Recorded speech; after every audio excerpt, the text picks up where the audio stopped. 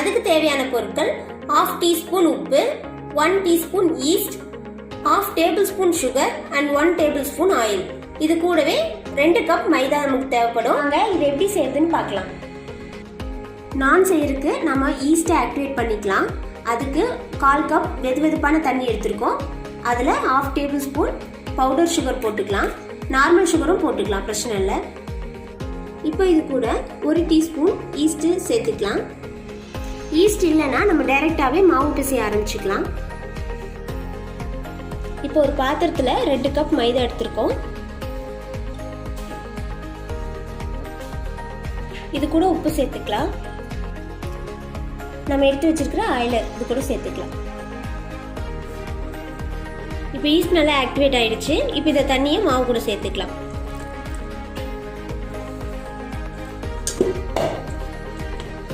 இப்போ இதை நல்லா பிசைஞ்சு எடுத்துக்கலாம்.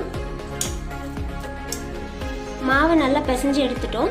இப்போ இது மேலே பட்டர் தடவி ஒரு 1 மணி நேரம் நல்லா ஊற வச்சிடலாம்.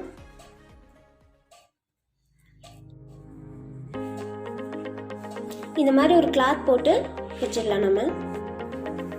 இப்போ 1 மணி நேரம் போல் ஆயிருக்கு. மாவு நல்லா டபுள் ஆகி வந்திருக்கு. ஈஸ்ட் சேர்த்துல அப்படின்னா ஒரு 1.5 மணி நேரம் ஊற வைக்கிற மாதிரி இருக்கும்.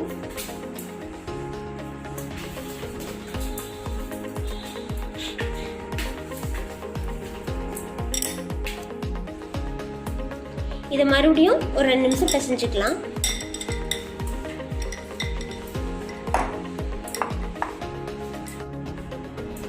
ஒரு ஒர்க்கிங் பிளேஸில் மாவை லைட்டாக தூவி விட்டுட்டு நம்ம பிசைஞ்சு வச்ச மாவுலேருந்து கொஞ்சமாக எடுத்துக்கலாம். இப்போ இதை நல்லா விரிச்சு விட்டுக்கலாம்.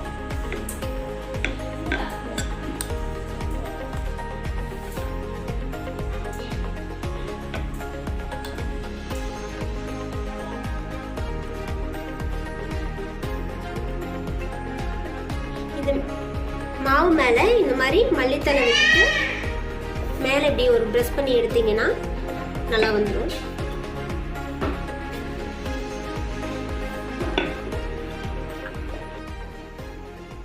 இது மேலே லைட்டாக பட்டர் தடவிக்கலாம்.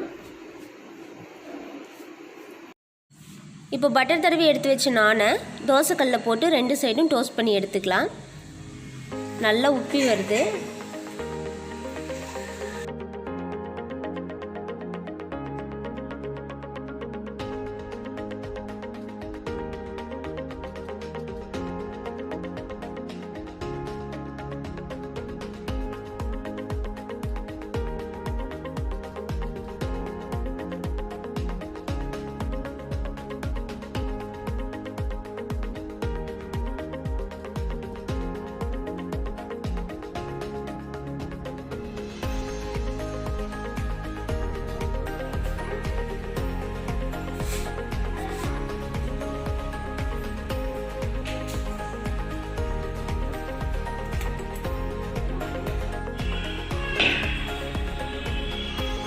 ரெஸ்டாரண்ட் ஸ்டைலில் நான் சூப்பராக ரெடி ஆகிடுச்சு. கண்டிப்பாக உங்கள் வீட்டில் ட்ரை பண்ணி பாருங்கள்.